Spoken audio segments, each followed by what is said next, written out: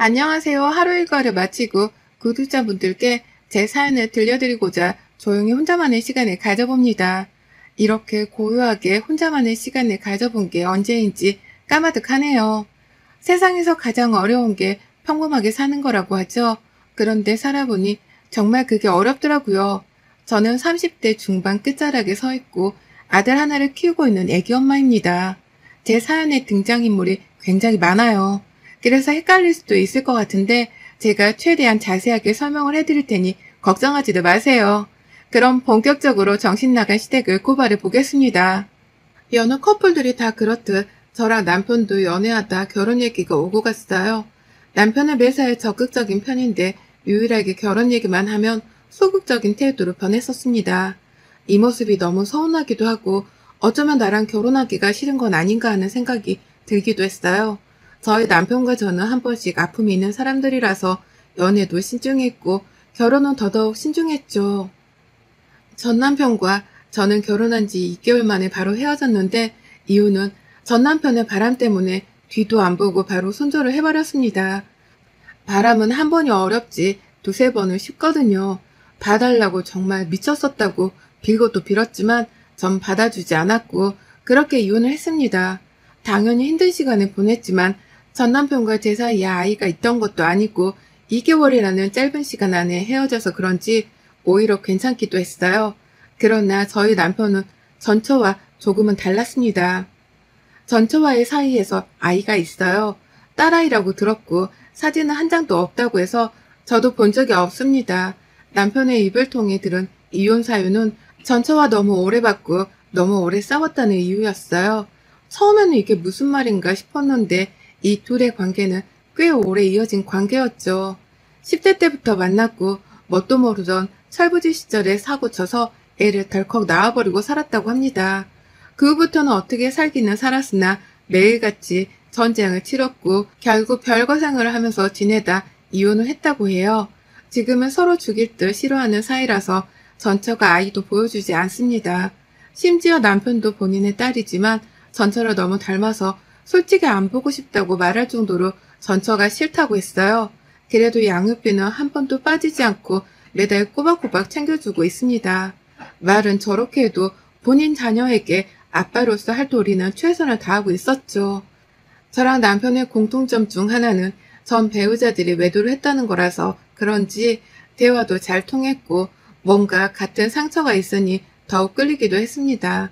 이 사람이라면 제가 뭐든 믿고 해낼 수 있을 것 같은 그런 느낌이 들었어요. 심지어 처음 만남을 시작할 때도 머뭇거리는 제게 먼저 확신을 줬습니다. 당신이 망설이는지 아는데 우리 서로 신중할 수밖에 없는 건 너무 당연하잖아. 그치만 나 그 말은 정말 해주고 싶어. 당신이라면 절대 하기 싫었던 재혼을 하고 싶어. 이 말이 뭐냐면 당신이랑 잘 만나다가 새로운 가정을 꾸리고 싶어. 그러니까 우리 서로 노력해보지 않을래? 그렇게 말해줘서 고마워. 그치만 난 솔직히 아직도 용기가 부족해. 정말 바보 같지만 미안해. 답답하지? 나도 이런 데가 답답하기는 한데 내가 다치는 게 싫어서 새로운 시작조차 하기가 싫거든. 무슨 마음인 줄 알아. 그래서 당신에게 확신을 주는 거야. 그냥 가볍게 던지는 말 절대 아니고 나 진지하게 말하는 건데 당신이라면 진심으로 다시 내 인생을 시작해보고 싶어. 우리 잘 만나다가 결혼하자. 남편은 제게 먼저 결혼을 전제로 만남을 갖고 싶다고 말을 했습니다. 그 말을 들으니 단순히 연애만 대충 즐기다 끝내고 싶다는 게 아니구나 라는 확신이 들어서 남편과 연애를 시작한 거였죠. 그런데 막상 1년이 지나고 2년이 지나고 슬슬 결혼하자고 얘기를 하니 남편의 태도는 달라졌습니다. 나이도 있고 심지어 저는 아이를 낳고 싶었기 때문에 더 늦기 전에 결혼을 해야 했어요. 남편에게 이제 결혼 준비를 시작하자 양가에 인사를 드리러 가자고 말을 하면 남편은 싫다고 말하지 않고 이리저리 대답을 회피하는 게 보였습니다. 뭔가 기분이 불쾌하고 답답하기만 했지만 대놓고 물어보면 돌아오는 대답에 제가 상처를 받거나 이 관계가 끝날까봐 무서워서 쉽게 물어보지를 못했어요. 한마디로 어영부영 이 관계를 유지하고 있었던 거죠. 그렇게 관계를 유지하고 있는데 남편에게 결국 답답함을 견디지 못하고 말해버렸습니다. 당신 언제까지 대답을 회피할 거야? 결혼하기가 싫으면 싫다고 말을 해. 사람 바보 만들지 말고. 그게 무슨 소리야? 내가 언제 결혼하기가 싫다고 했어? 왜 멋대로 판단해? 그걸 꼭 말로 직접 싫어라고 해야지 알겠어? 당신 지금 하는 태도를 봐. 이런 식인데 내가 모르겠니? 내가 정말 바보로 보여? 그냥 말을 하라고 싫은 건지 그게 아니면 대체 왜 그러는 건지 말을 해. 답답해 죽겠으니까. 당신이랑 결혼할 거야. 하고 싶어. 그런데 결혼하고 우리 관계가 변할까봐 그게 무서워서 조금 망설였던 거지. 마음이 변한 건 아무것도 없어. 절대 그렇게 생각하지 마. 내가 당신을 얼마나 사랑하는데. 그런 생각이 있으면 나랑 상의를 해야지. 왜 혼자 생각을 하냐고 그럼. 나 정말 답답했고 당신이 헤어지고 싶어하는 줄 알고 얼마나 힘들었는 줄 알기나 해?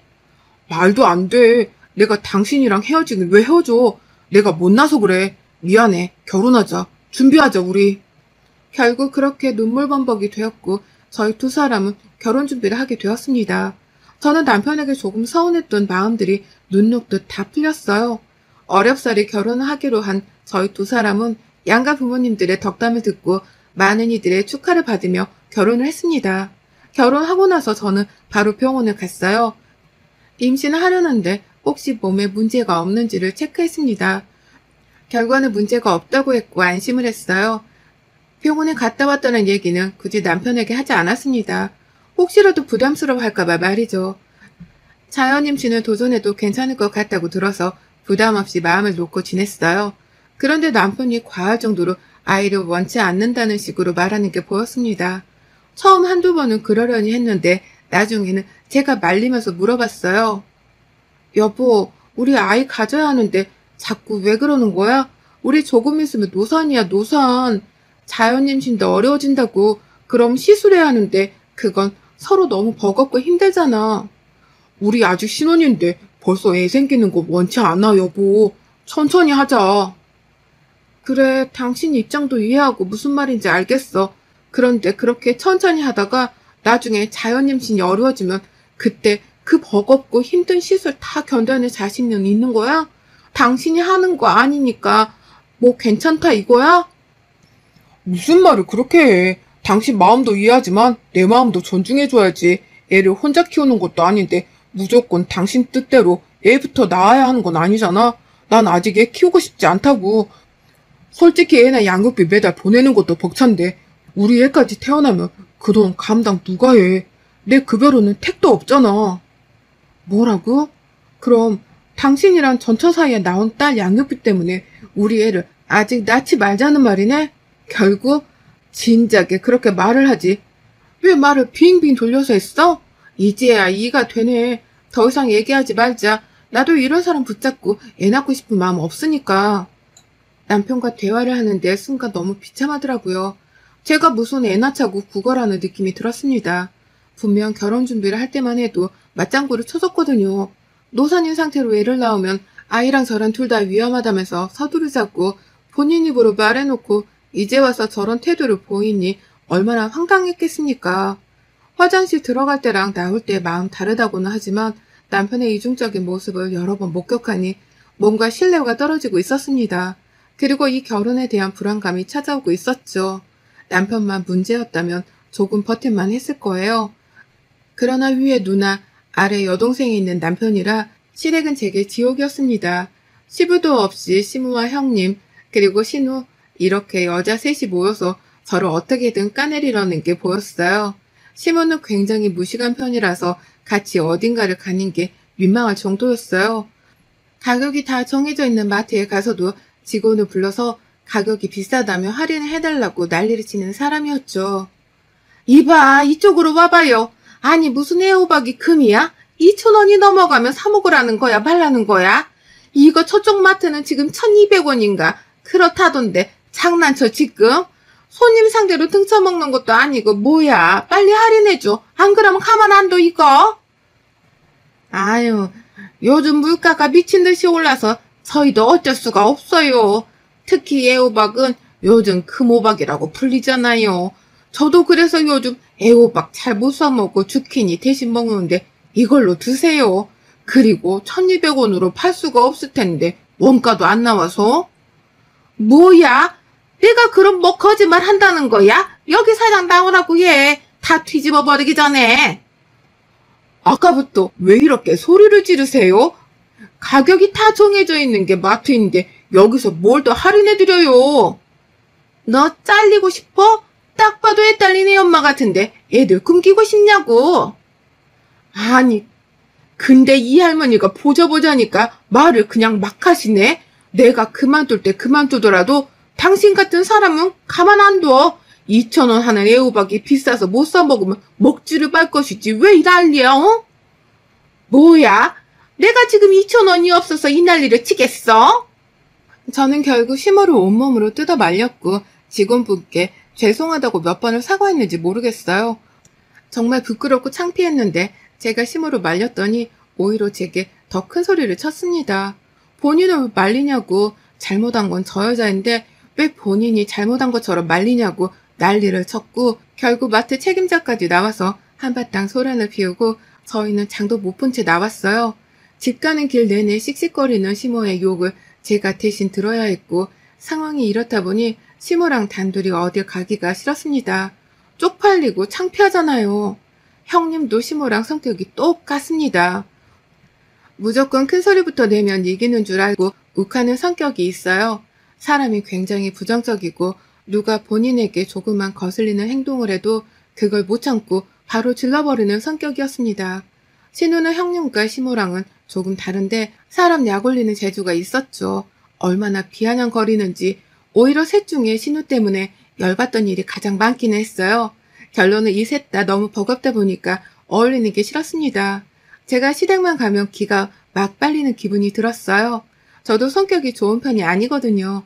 착한 사람도 아니고 온순한 성격도 전혀 아닌데 그런 저를 능가하는 이 사람들은 대체 뭐하는 사람들인지 알다가도 모를 일이었습니다. 시몬은 자주 봐야 친해진다는 주의여서 굳이 저희 부부를 시댁에 초대해서 밥도 먹이고 막 그랬어요. 그냥 쉬게 냅뒀으면 하는 마음이 있었는데 말이죠.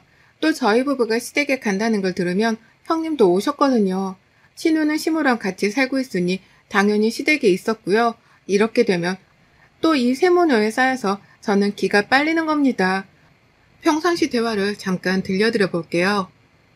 새언니, 피부과 다녀요? 언니 나이쯤 되면 다니면서 관리하지 않나? 가만 보면 새언니 피부 좋은 것도 안 좋은 것도 아니고 조금 애매해. 그치 언니? 나도 느꼈어 옳게. 그거 관리해. 안 그러면 나중에 폭삭 늙어 주름 생겨서 처지는 것도 한순간이다. 그건 그렇고 둘이 잘 지내고 있어? 뭐라고? 둘이 뭘 했다고? 아니, 안 싸우고 잘 지내고 있냐고 물어봤어. 싸우긴 왜 싸워? 싸우기만 해봐. 아주 내가 가만 안 두지. 그렇게 결혼하겠다고 잘 살겠다고 해놓고 싸우는 건 내가 용납 못하지. 그치, 솔직히 우리 오빠가 한 번 갔다 왔으니까 그러려니 하고 엄마가 받아준 거지. 안 그랬음 세연이 안 받아줬을걸요? 우리 엄마가 찜해도 며느리감을 보면 능력들이 대박이거든. 그건 그렇지. 늘 병심에 옳게. 또 이혼하고 싶은 건 아닐 거 아니야. 서로 이해하고 배려하라고. 우리 부부는 싸우지도 않고 애 둘 낳고 잘 살고 있잖아. 우리라고 서로 불만이 없겠어? 다 이해하고 배려하는 거야. 옳게는 그걸 못해서 이미 한 번 실패한 거잖아. 엥? 아니야 언니. 새언니 첫 남편 바람나서 이혼한 거잖아. 남편이 바람나는 것도 그거 다 여자 잘못이다. 지가 똑바로 간수 못하니 바람이나 피지. 제 얘기를 하고 있고 제게 질문을 수없이 하지만 정작 제가 대답할 틈을 주지 않는 게 이들의 대화하는 방식이었죠. 늘 이런 식으로 셋이서 꿍짝하며 은근슬쩍 저를 남편보다 아래라고 못 박듯이 말을 했습니다. 남편을 이겨먹겠다고 생각을 해본 적도 없는데 저런 말을 들으니까 너무 화가 났지만 저걸 또 상대하고 받아치면 5분이면 끝날 대화가 15분, 20분이 되니까 그냥 입 다물고 있었어요. 그래야 조금이라도 빨리 집에 돌아가니 말이죠. 시댁에서 밥을 먹고 오면 늘 소화제를 먹거나 구토를 했고 그런 모습을 보면서 남편은 처음에는 걱정을 했지만 나중에는 한숨을 쉬었습니다. 한숨 쉬는 남편을 무시하다가 어느 날은 너무 거슬리고 화가 나는 거예요. 그래서 제가 물어봤습니다. 당신 지금 나보고 한숨 왜 쉬는 건데 내가 체한 게 한숨 쉴 일이야? 맨날 집에만 갔다 오면 퀭퀭거리면서 토하는데 보기 좋겠냐? 불편하지? 당신도 알잖아. 시댁에서 나한테 어떻게 대하는지. 그 자리에서 그렇게 밥을 먹는데 그럼 밥이 목구멍으로 잘 넘어가고 소화가 되겠니? 당신이 우리 집 갔는데 우리 가족들이 그렇게 하면 아무렇지 않게 잘 먹을 수 있어? 그래 알겠다. 그 태도 뭐야 지금? 그만 좀 하자. 지겹다. 정말 언제까지 그럴래? 솔직히 말해서 당신이 살갑게 안 하니까 가족들이 더 뭐라고 하는 거 아니겠냐? 내가 이런 말까지는 안 하려고 했는데 전처는 안 그랬어. 나한테는 나쁜 여자였어도 우리 가족들한테는 살가웠다고. 당신 미쳤니? 지금 나랑 전처를 비교하는 거야? 자꾸 비교가 되는 거 어쩌냐? 아유, 하던 거 마저 해라. 나는 나갔다 올게. 절대 해서는 안 될 말까지 내뱉고는 나가서 새벽이 다 돼서야 들어온 남편이었습니다. 아무리 화가 나도 저런 말까지 할 사람은 아니었고 심지어 전처에 대한 감정이 좋지도 않은 사람이 전처랑 저를 비교할 리가 없다고 생각했어요. 한마디로 뭔가 수상쩍다는 기분이 들었습니다. 여자의 직감이라는 게 정말 존재하는 건지 전 이유도 없이 남편이 수상했어요. 딱히 달라진 거라고는 제게 쌀쌀맞게 하는 거 말고는 없었지만 남편을 유심히 보기 시작했습니다. 그러다 어떤 TV 프로그램을 봤고 거기서 블랙박스랑 내비게이션을 통해서 목적지를 보면 대충 뭘 하고 돌아다니는지 알 수 있다고 하더라고요. 전 그날 밤에 깊게 잠든 남편을 확인한 후 바로 행동으로 옮겼습니다. 설마 아니겠지 하면서 봤는데 블랙박스에서 흘러나오는 음성에는 남편의 딸로 추정되는 여자아이 목소리와 전처의 목소리 그리고 남편의 목소리가 들렸어요. 예나야, 배 안 고파? 배고파. 배 많이 고파. 정말? 우리 애나 배 많이 고파? 얼른 가야겠네. 예나 아빠 오랜만에 만났는데 그래도 아빠 좋아? 보고 싶었어? 응, 보고 싶었지. 아빠가 나 까먹고 안 보러 오는 줄 알았어. 그럴 리가. 이제는 아빠가 자주 보러 갈게. 알겠지? 대화가 이게 끝이 아니었죠. 아이가 자는 건지 밖에 있는 건지 모르겠지만 전처와 둘이 나누는 대화도 있었습니다. 애나 아빠, 내가 살면서 당신한테 한 잘못들 반성 정말 많이 했어. 정말 미안했어. 그런데 우리 애나를 생각해서라도 다시 합치는 게 어때? 내가 잘할게. 너무 늦게 정신 차려서 미안해. 그래도 우리 인연이 보통 인연이 아니잖아. 10대 때부터 함께 했는데 우리가 어떻게 헤어지겠어, 응? 말도 안 돼. 이러지 마. 소라야. 나 재혼했고 내 와이프가 집에서 기다려. 얘는 보여준다고 해서 기쁜 마음으로 한 걸음에 온 거지. 너랑 뭘 어떻게 다시 해보려고 온 거는 아니야. 아니, 결국 준성이 너는 나한테 다시 올 수밖에 없어. 늘 그랬듯. 난 자신 있거든. 나는 예전처럼 너한테 질질 끌려다니는 바보가 아니야. 이제 더 이상 안 그럴 거고 이런 식이면 애나도 보러 안 올게. 처절하게 매달리는 전처를 완강하게 뿌리치며 딸과 전처를 그냥 내려놓고 와버리는 남편의 음성이 들렸어요. 그래서 더 이상 따로 묻지는 않았습니다. 이런 일이 있었구나 싶었고 그래서 조금 예민했겠다 이해를 했어요. 그런데 이때 내내 속이 안 좋고 몸이 안 좋았습니다. 설마 하는 마음에 임신 테스트기를 해봤더니 기다렸던 도질이 나왔고 전 기쁜 마음에 바로 병원을 가서 확인도 했어요. 임신이 맞다는 말을 듣고 너무 기뻐서 남편에게 신이 나서 초음파 사진을 보여주며 말했죠. 여보, 나 임신했어. 세상에 이것 봐. 우리 아기래. 너무 작지. 강낭콩 같아. 임신을 했다고? 응. 그래, 임신했다고. 뭐야? 너무 놀랬어? 남편은 표정이 완전 굳었고 잠깐 나갔다 온다며 급히 나갔습니다. 무슨 일인지는 몰라도 하필 그 타이밍에 축하한다는 말 한마디를 안 해주고 뛰쳐나갈 정도로 급한 일일까 싶었어요. 그 후 밤 11시가 다 되어도 남편은 오지 않았고 전화도 받지 않았습니다. 12시가 다 되어갈 때쯤 소파에 앉아있는데 드디어 들어왔길래 현관 쪽으로 가는데 형님과 신우가 씩씩거리며 들어와서 제 머리채를 잡고 욕을 하면서 아주 난리가 났어요. 남편은 뒤에서 저를 노려보고 있었죠. 순식간에 벌어진 일에 영문도 모른 채 당했습니다. 이게 뭐하는 짓이에요 정말? 야, 너 내가 가만 안 둘 거야? 너 바람핀 놈 누구야? 누구냐고? 말 안 해? 그럼 내가 찾을까? 너도 그 자식도 둘 다 죽었어? 바람이라뇨, 제가요? 무슨 소리를 하는 건데요, 지금? 나 정관수술한 사람이야, 예전에. 근데 당신이 임신을 어떻게 했을까? 자백을 해, 그냥. 더 비참해지기 전에. 이 나쁜 거사, 넌 내가 가만 안 둘 거야? 정말 억울했습니다. 바람을 핀 적도 없는데 자꾸 제게 자백을 하라 했고, 심지어 임신 기간 내내 남편과 시댁것들과 싸우면서 지냈어요. 이혼을 하자고 해도 해주지도 않았습니다. 바람핀 상대를 찾아서 상간소송이 가능해져야 이혼을 해주겠다는 거죠. 바람을 핀 적이 없는데 어떻게 찾습니까? 그렇게 피눈물을 흘리며 욕이란 욕을 다 먹고 10달을 버텨 아이를 출산했고, 낳자마자 유전자 검사를 했네요. 당연히 남편 아이였고 전 그걸 남편에게 카톡으로 보내줬습니다. 그러다 집에서 형님과 신우가 찾아왔고 들어오자마자 아무 말도 안 하고 무릎을 꿇었죠. 전 이럴 줄 알고 친정 엄마를 불렀고 아이를 집에 데려가 있으라고 했습니다. 그 후 저희 언니랑 오빠를 불렀고 똑같이 해줬어요. 언니랑 오빠도 형님과 신우 그리고 남편 빰부터 시작해서 머리채를 잡고 반 죽였습니다. 한참을 그러다 저희 오빠가 말했어요. 세민이 너 말해. 이혼할래 말래? 당연히 해야지. 저딴 것들이랑은 더는 못 살아. 내가 못 살아. 내가 싫어. 잘 들어. 이 집은 내가 우리 딸이랑 살 거니까 네가 나가. 그렇게 친정 식구들의 도움으로 이혼을 하고 쫓아냈습니다. 위자료도 넉넉히 받았고 매달 양육비도 받고 있어요. 그 외에도 1년을 넘도록 내내 애기 먹을 거랑 장난감뿐 아니라 제 영양제랑 먹을 것도 내내 보내지만 연락을 받아주지 않고 있습니다. 약간 고민되는 건 딱 하나예요.